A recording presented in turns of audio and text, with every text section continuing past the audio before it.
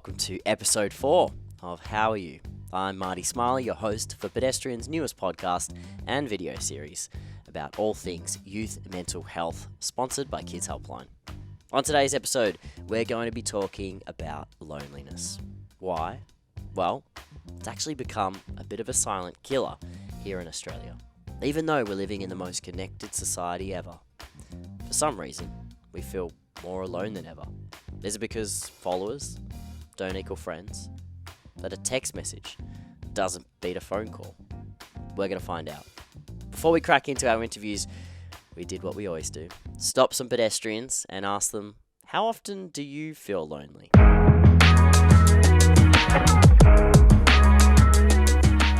Every day. Yeah. I would say not very often. I think I'm quite lucky. I have quite a good group of friends. Not very often. I kind of feel like that I'm surrounded by people so much, and I'm a very social person, that I actually enjoy the time that I have by myself. I just moved out and I live by myself, so I am finding myself alone more often, but I don't feel lonely, no. Sometimes, yeah. There's times where I have been alone and I felt like no one's listening or no one cares what I'm going through. Quite a bit, because in the rat race of life, you wake up and you go to work. And I mean, I used to be a freelancer, so I felt a lot more lonely back then. But since I've moved into a new office and there's an incredible crew around me, I'm super lucky that I don't feel lonely a majority of the day. So I actually deleted Facebook a few years ago because it was bugging me, and it was people were contacting me that I didn't want to talk to anymore. So I was like, instead of making this awkward, I'm just going to take myself off it. So that helped a lot. But I still think I spend an hour, maybe 2 hours on Instagram, just looking at things. So yeah. A lot of time. Yeah. I'm always messaging my friends and asking to see where they are, when are we going to hang out, that kind of thing. What's the go, scrolling through Instagram, Snapchat, Facebook, all of them. For me personally, I'm not on social media at the moment. Probably too long. I think my Apple report was 4 hours a day.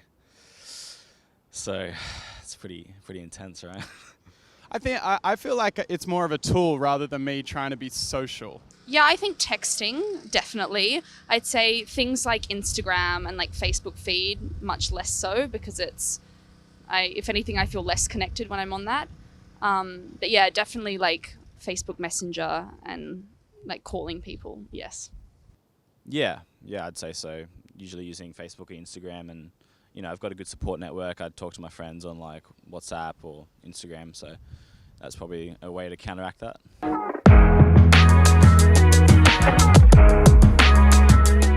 Okay, now it is time for the check-in. It makes sense to tackle the topic of loneliness by myself, but did it also make a really boring podcast? So I'm really excited to introduce my guest for today. His name is Louis Hanson. He's a dear friend who, in the last year since he moved cities, he's spent actually a lot of time alone, which is why I'm really keen to chat to him. Welcome, Louis. Hi Marty, how are you? I'm doing really well. You're wearing a jumpsuit, so you look a lot like a flamboyant pilot. We are flying through this conversation about loneliness. I thought this was a young person specific topic. Loneliness is, one of the biggest things affecting not just young people though, just people. We're finding that despite the fact that we're more connected than ever before, that's still, for some reason, we're disconnected from other human beings. When you were growing up, did you have much experience with loneliness? What kind of kid were you when you were growing up? Multifaceted, layered, like an onion. How much time do you have, Marty? I prefer to hide away behind a computer and talk to people digitally instead of socially. And I think Why was that?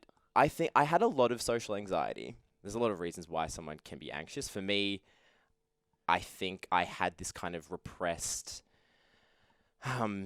issue or internal dialogue with my sexuality. that I wasn't ready to confront yet, especially at such a young age. When, And when did you confront that? when I was 19. 19? Okay. 19. So you're going through high school, Yeah. wrestling with it. Yeah, and so it's a big source of anxiety for me. So I guess from my perspective, I'm like, how can I control a social situation the best that I can? I'm like, social media. It helped me a lot in order to kind of find answers and face things within myself. What answers did you find? Well, I discovered that I was a homosexual. Okay. Tick. Tick. I mean, what sites are you using to find that out? No, I just lived on Google, and I would always go through Google News, and literally just like keywords I would write like gay or coming out. It was always coming out. I'd read a lot of people's coming out stories, and a lot of them were letters. And so then I was like, oh my God, I have to write a letter. And that's kind of how it all started. I would just kind of start, I'd open up a Word doc at like 2, 3 a.m. every night. This is like throughout year 12. And then just kind of like add certain sentences in here or there because I was too scared to say anything in person. And so I ended up just writing this letter, and it was like 2,000 words long or something. And I just left it there for a moment. And then after I left year 12, it was very, very cliche. I took one of my friends down to the beach, and I'd like printed out the letter.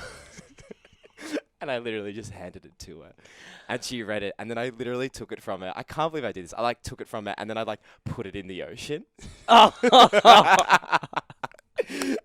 And it disintegrated, and it was this moment. I was like, the cameras should have been there because I was playing it up. That's the cutest thing I've ever heard. Anyway, so it was definitely it was through online means that I kind of came to terms with the fact that It gave you the confidence to kind of actually say that. And yeah. What are some of the pitfalls? What's the other side of that? And what have you noticed in the way that online can actually distance yourself from who you are? I read something recently, and this person was saying that because we spend so much time and effort curating these online profiles, it can become a source of anxiety when we realize that we can't maybe live up to that curation in real life. So I feel like that's an interesting pitfall in... You've felt that you haven't been able to live up to your profile?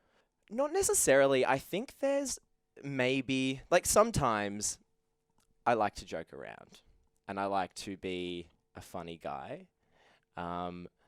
And when people meet me in real life, sometimes I feel like I have to not perform to that, but show that side of my personality, if that makes sense. I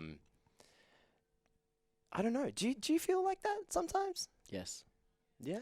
I think because you're a different person in different places, right? Yeah. I'm a different person with my family as I might be with my friends, that I might be with my work colleagues.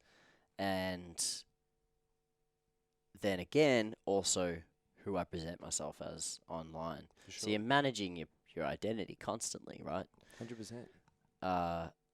Sometimes you can lose sight of like, wait, which one am I? And which one feels the most natural or authentic or real? And when there's that gap, I think you definitely feel that sense of like you're lost. When you first, I think you came up about a year and a bit ago to Sydney, which is where we're recording this podcast from. What was it like kind of starting in a new city and trying to make new friends? I hated it. Okay. It sucked. Yeah. I came up to Sydney, and I knew one person. Yeah. That I didn't really have much of a plan. I moved into an apartment by myself, and so it was definitely one of the loneliest times of my life. And that's also when I found myself kind of diving into social media the most. I feel like when I was so lonely, I would kind of seek gratification or even just some kind of emotional response through the phone.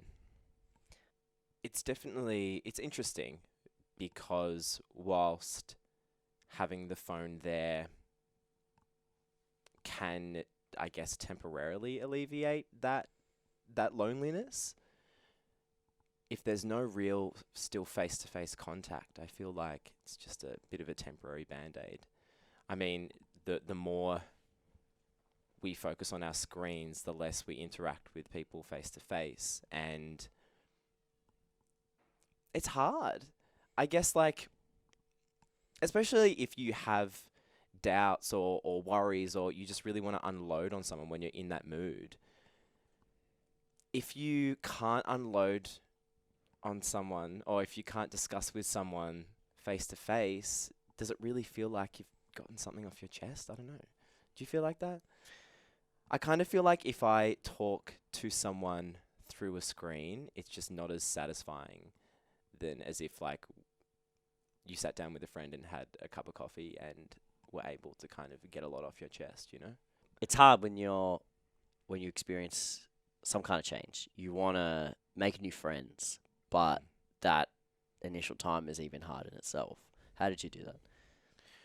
I was fortunate in the fact that I started to find some work here or there. I met more people, and I found that I was busier.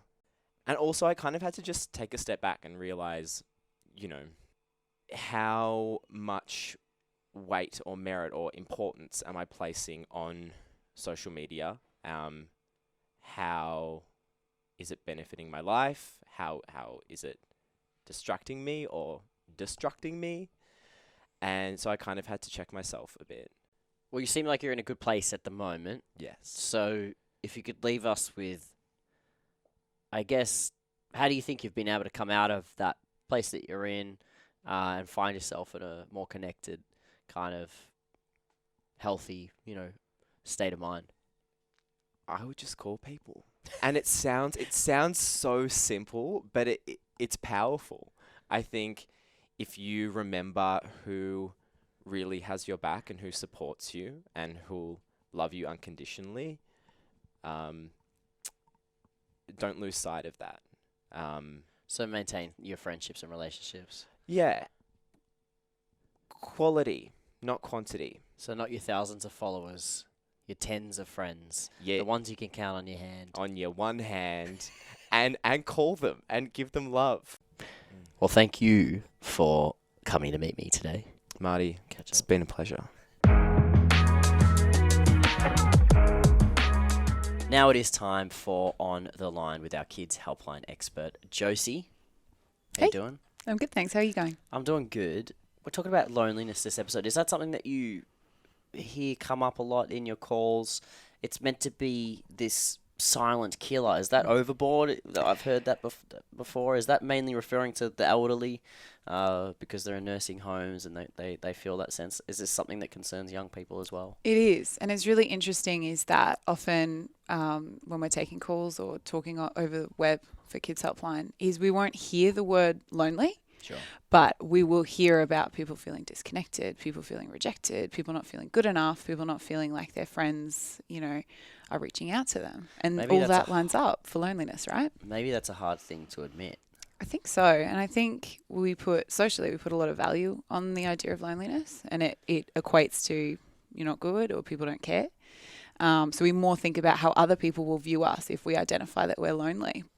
Do you think there were factors we didn't talk about that make it worse? I don't think there's things that haven't been covered. I think what we're hearing a lot of, and which is good because it means that most people are in agreement, but it's the idea that we're surrounded but we're not connected. And I think we heard a lot of that perspective is that there's no reason why we're more, connected than ever. But does that actually mean that those meaningful relationships are there? I don't think so. What's the actual consequence of loneliness? I guess on our health. Yeah. I mean, health-wise, it can be dangerous. It can be really full on. It can bring these ideas, you know, if you feel socially judged or socially rejected or not socially connected, it can kind of spiral to not having great self-esteem, to not being particularly mentally healthy, to putting a lot of judgment and a lot of, you know, placing a lot of unrealistic expectations on yourself. You know, we heard from the people we spoke to on the street that some people like being alone. Mm-hmm. Is there a difference? There's a massive difference between being alone and being lonely. And being alone often is really healthy for us. We can recharge, we can get some clarity, we can get some insight, we can take time for ourselves and figure out what is going on, particularly when we talk about the idea that we're surrounded at all times, which can actually sound like a little imposing. So being alone and taking that time is something that's really healthy to do and really valuable to do. But when it starts to tip into lonely territory, is maybe when you start to notice those unhealthy thinking patterns or those judgments setting in, or finding that you're not feeling satisfied or you're not feeling connected to other people, then that might be sort of that tipping point where things cross over. Can you think of any calls, you know, that have come up where you've been taken aback by, or it's really hit home that this is an issue Australia needs to pay more attention to? Yeah, I think, you know, in counselling, you know, there's this idea about year 13. And it's this idea that once you graduate from high school, you're kind of left in this flux, right?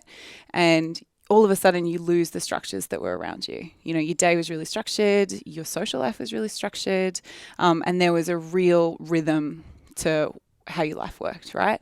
And a lot of people experience a real shift when they reach year 13, the first year out of school. And often that's when we'll start to hear themes of loneliness or feelings of disconnection, not feeling good enough, feeling like friends are leaving.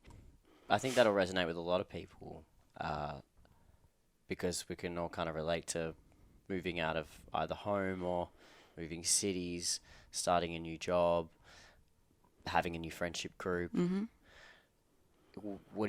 How do you survive that period? How do you get through that and actually involve yourself or keep yourself connected to a group of people? Yeah, and I think it's again about having that critical brain switched on, right? And in thinking about what's important to me, what's important for my social life, what's important for me to feel connected to the people that I care about. Some people, that's going to be, you know, needing to call home once a week, or it's going to be needing to book in a 3-month catch up to go back home, you know, if you've moved cities or something like that. And I think it's also about being a bit critical when it comes to moving into a new place and getting to know other people, because social media is in and of itself media. So we're being marketed people like a commodity. So being really mindful about when you're getting to know people, in again thinking what's important to me, and am I fact checking? Am I getting the real story for who this person is? And then thinking about, you know, how that lines up for you and how you're going to get a meaningful connection from that as well. Well, once again, thank you so much for joining us, Josie, from Thank Kids Helpline. Now, if you felt like you wanted to know any more about the topics we covered on today's show, you can head to kidshelpline.com.au, or for any time, any reason, contact them, 1-800-55-1800. You can also get them on web chat. Tune in next time, because we are going to be covering a topic that, let's just say, is deeply, deeply personal. We're talking about identity. See ya. If you do want to hear about all the other podcasts that Pedestrian is doing, they have the Pedestrian Podcast Network. You can get it. You got to subscribe to it on iTunes, YouTube, and Spotify, or where all other podcasts, all the good ones, are found.